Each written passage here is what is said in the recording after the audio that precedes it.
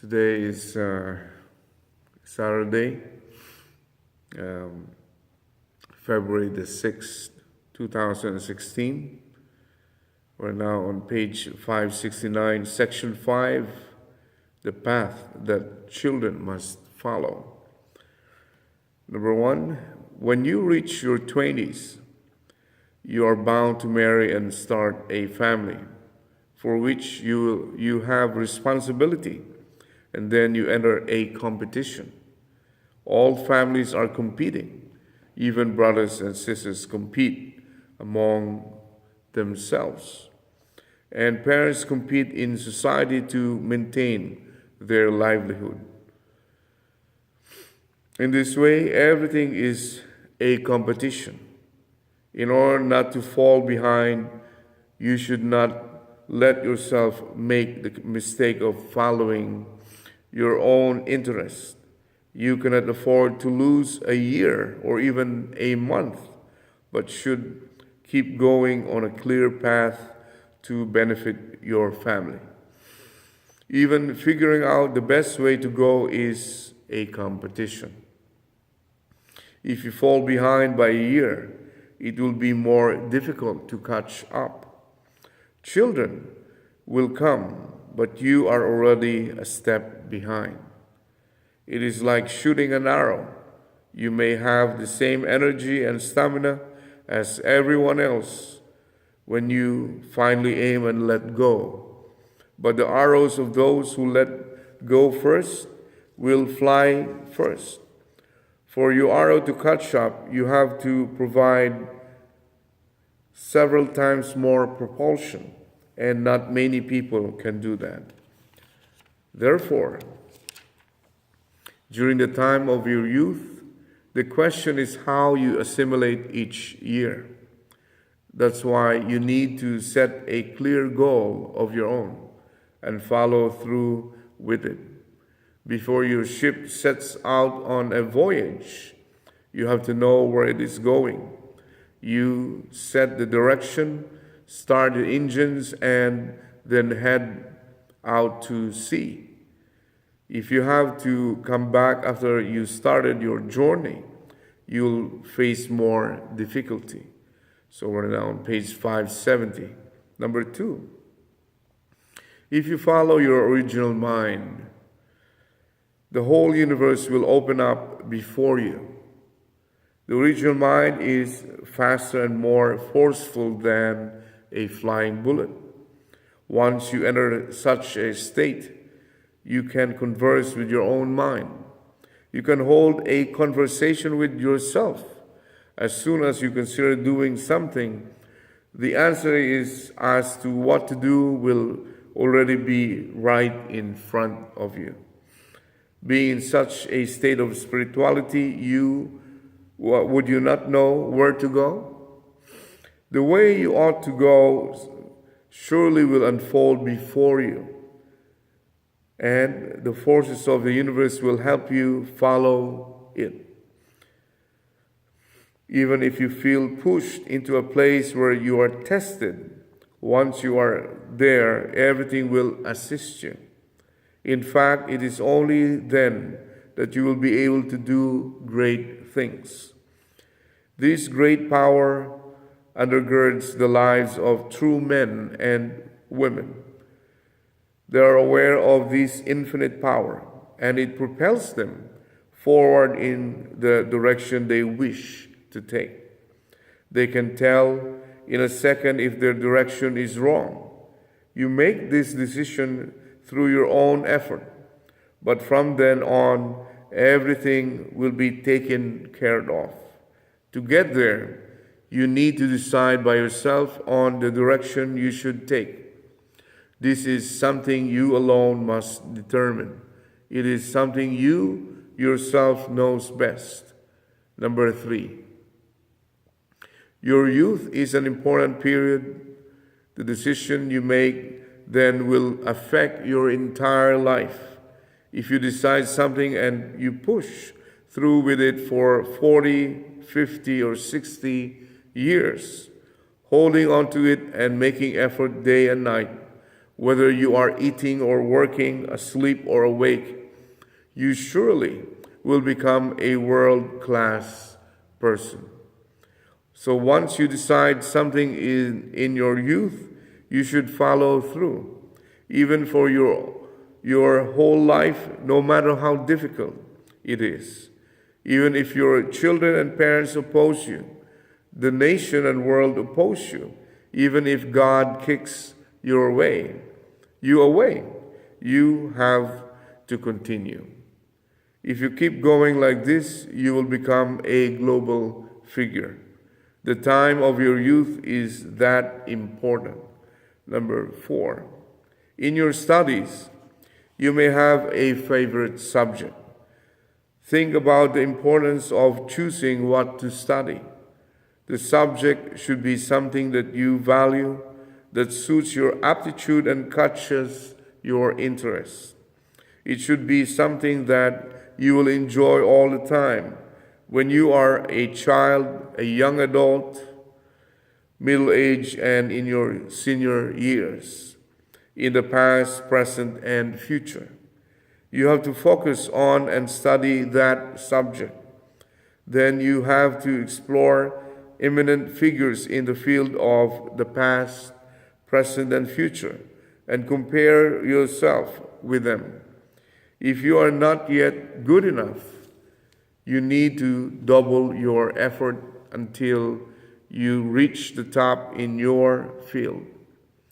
If you pioneer the way to become the world's best in your field, you can take the position of teaching prominent leaders in every field. Then this world can be restored in a short time. Number 5, when thinking about your future and deciding the area of expertise you will pursue, look deeply into your original mind and discuss it with God. You know your own character best. You know the talents you have.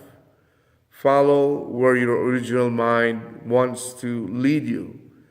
No one can steer a boat before deciding which direction to go.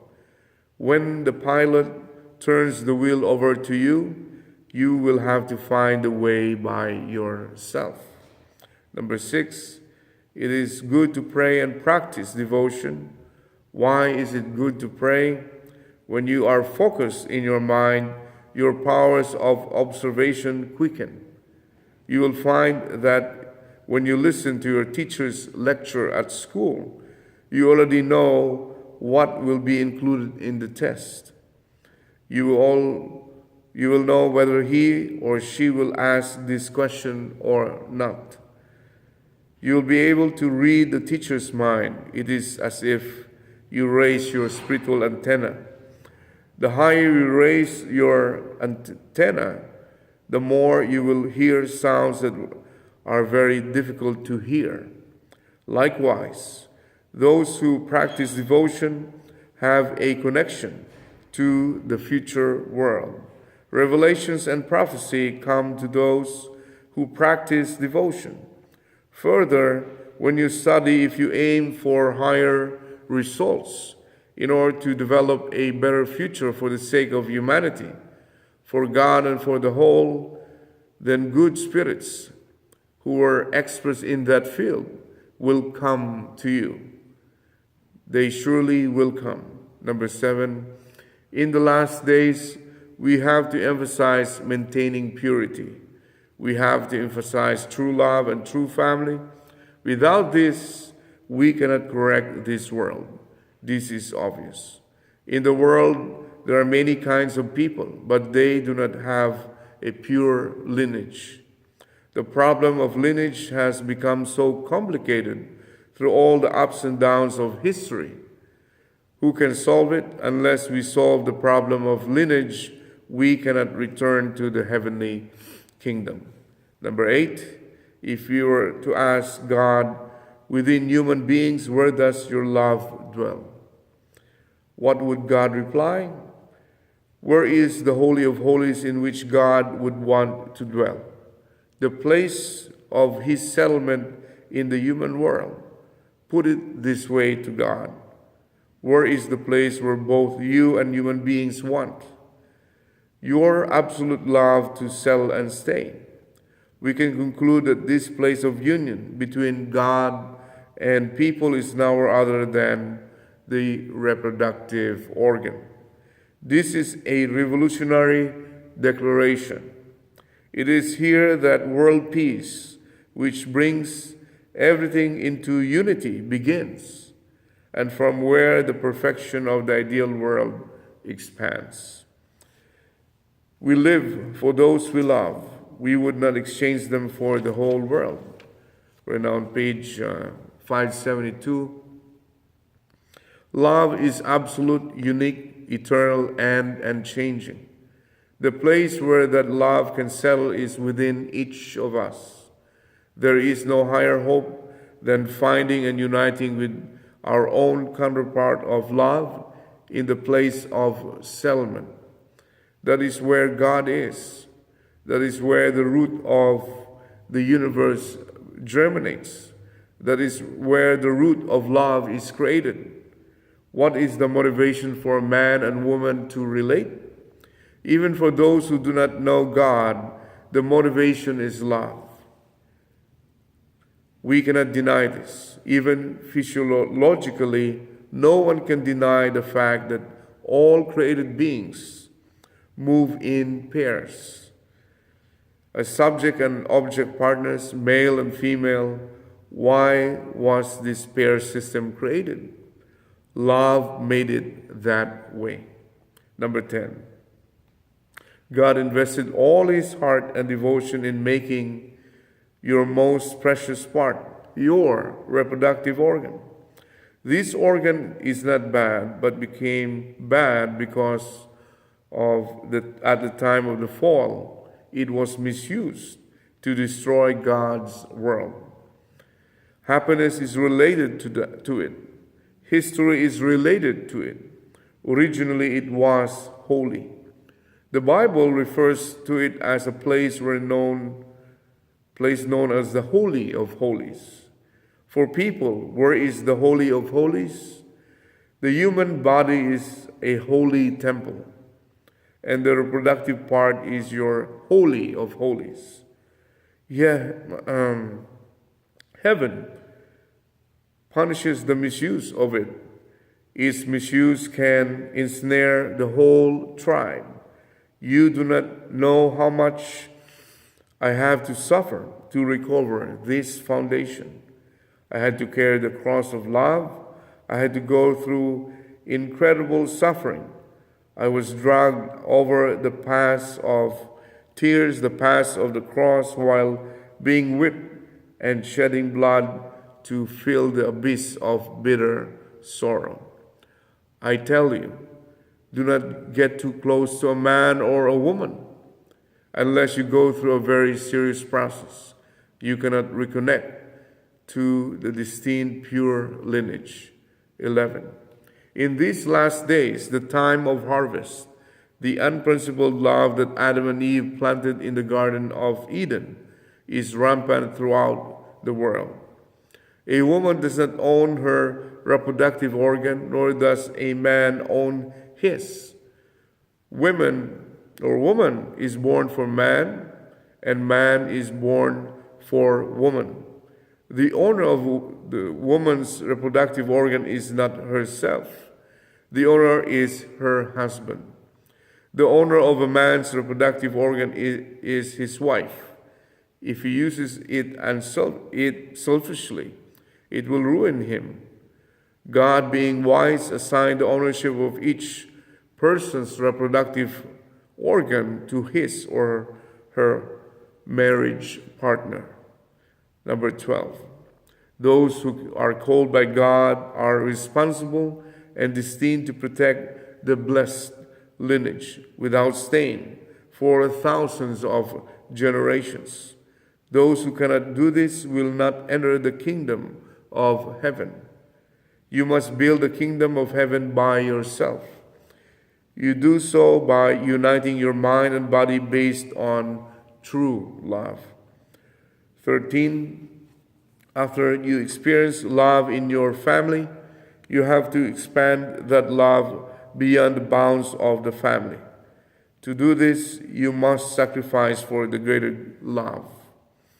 Your family must sacrifice for the sake of your tribe for the sake of the nation.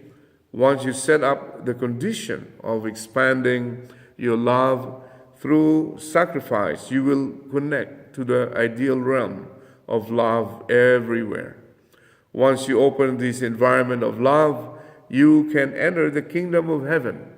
In reality, even if your love does not reach that level, if you practice such love only within your given environment, you will pass the test and be able to enter the heavenly realm in the other world.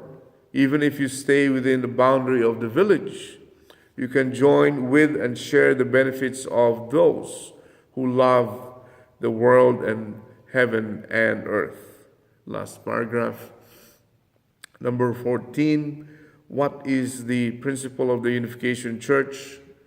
It is that the individual has to sacrifice for the family, live for the sake of others, and lead a life of love. The purpose of the family is to serve the tribe and live for that which is greater. Thus, with a heart that you are representing the entire Cain world, you need to live for the sake of others. If everyone in the family, the grandfather and grandmother, father and mother, husband and wife, sons and daughters, lives with the same heart, you will be able to go freely anywhere in the heavenly world. You can even go to the realm of the patriots without any problem. The place where we live like that is the kingdom of heaven on earth. That ends our Hunduke. Have a great and wonderful Saturday or weekend, Manse or Mabuhay in my own country. Have a great day.